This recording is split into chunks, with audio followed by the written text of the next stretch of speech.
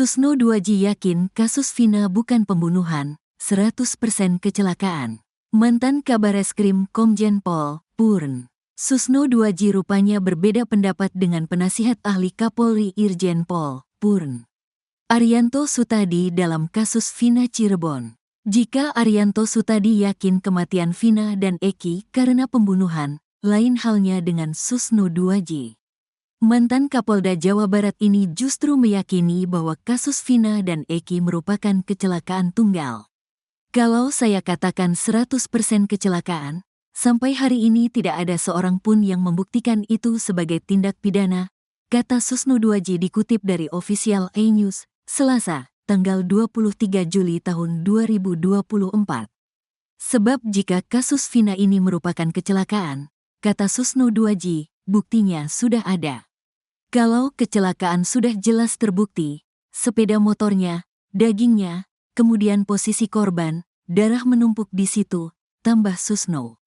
Tak hanya itu saja, Susno 2J juga meyakini kalau TKP kasus Vina Cirebon hanya satu.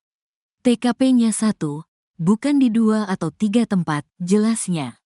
Susno 2J juga mengatakan, jika ini pembunuhan kenapa pelakunya membiarkan Vina tetap hidup? Kalau pembunuhan ya aneh, mana ada pembunuh menyisakan nyawa dari yang dibunuh?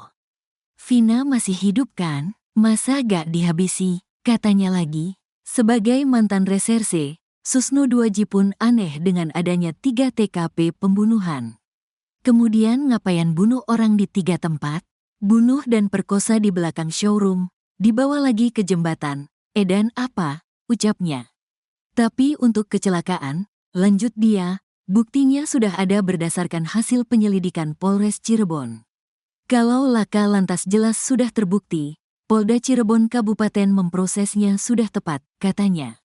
Susno 2J bahkan mengatakan kalau pelaku kasus Vina ini tak akan ditemukan sampai kiamat pun.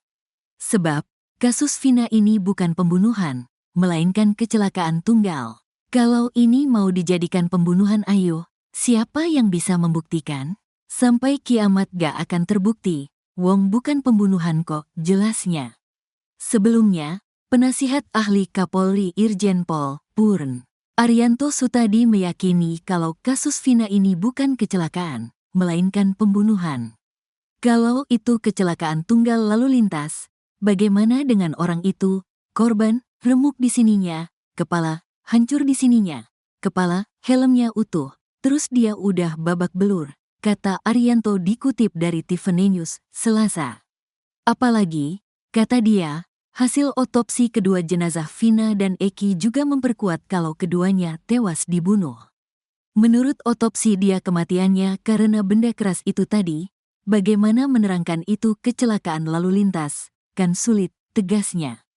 Apalagi kata dia, Sudirman telah menunjukkan alat bukti berupa batu dan balok yang digunakan. Kemudian soal tak ada luka tusuk di baju Eki dan Vina, kata Arianto Sutadi, hal itu dikarenakan saat ditusuk baju mereka dibuka oleh para pelaku. Keterangannya yang saya dengar, ketika abis dihajar kemudian dipakaikan lagi bajunya. Ya kan waktu ditusuk gak akan bolong, ungkapnya. Bahkan pada pernyataan terbarunya, Arianto mengatakan kalau polisi akan terus mengusut kasus ini. Ia bahkan yakin kalau Peggy Setiawan adalah Peggy Perong yang merupakan DPO kasus Vina. Jika nantinya sidang peninjauan kembali, PK, para terpidana ditolak, maka Peggy Setiawan akan dijadikan tersangka lagi. Namun jika PK diterima, maka penyidik akan mencari pembunuh sesungguhnya. Kalau PK ditolak pasti akan diteruskan, kalau diterima polisi pasti akan menggugurkan semua dan cari pembunuh sebenarnya, ungkap dia.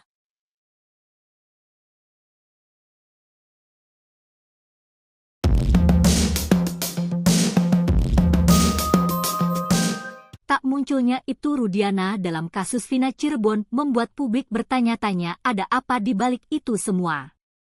Sejak Peggy Setiawan ditangkap hingga dibebaskan dari penjara, Ibtu Rudiana sama sekali tak muncul di hadapan publik. Akibat bungkam, berbagai kabar miring kini tersemat terhadapnya. Ibtu Rudiana disebut menyuruh AF, Liga Akbar dan Dede untuk memberi keterangan palsu di kasus tewasnya Vina dan Eki. Bahkan baru-baru ini, Ibtu Rudiana disebut terlibat kasus suap dan penyelundupan narkoba di Cirebon pada tahun 2016 silam. Hal itu keluar dari mulut pegiat media sosial Widya. Widya mengatakan, Ibtu Rudiana mengatur skenario di kasus Vina Cirebon.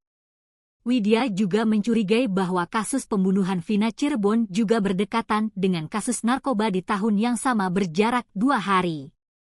Tak hanya itu, Widya juga menyeret kembali kasus penyeludupan narkoba di Pelabuhan Cirebon pada tahun yang dengan kasus pembunuhan Vina, di mana barang tersebut dikirim dari Malaysia ke tujuan akhir Pelabuhan Cirebon 2016. Lebih lanjut, ia kemudian meminta agar Ibtu Rudiana diperiksa terlebih dahulu terkait kasus suap dan narkoba yang pernah terjadi di Cirebon tahun 2016.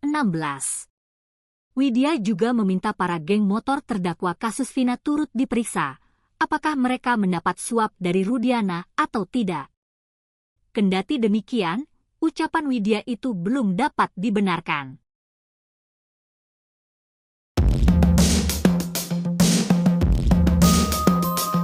Tak gentar diancam akan dilaporkan oleh Ibtu Rudiana, Dede teman AF ogah meminta maaf. Dede mengatakan, ia lebih baik meminta maaf kepada para narapidana dan keluarganya daripada minta maaf pada Ibtu Rudiana. Pernyataan itu dilontarkan Dede secara spontan saat konferensi pers bersama dengan Otto Hasibuan dan Deddy Mulyadi. Pada konferensi pers itu, wartawan menanyakan tanggapannya soal somasi yang dilayangkan oleh Ibtu Rudiana. Melalui kuasa hukumnya, Pitra Romadoni, Ibtu Rudiana meminta Dede meminta maaf. Hal itu karena Dede diduga telah memfitnah Ibtu Rudiana di kanal YouTube Kang Deddy Mulyadi. Ibtu Rudiana memberikan waktu 3x 24 jam kepada Dede, Deddy Mulyadi, dan Liga Akbar. Jika tak minta maaf, maka Ibtu Rudiana akan melaporkan ketiganya ke polisi. Menanggapi hal itu, Dede pun hanya tersenyum santai. Minta maaf buat apa, Pak? Tanya Dede.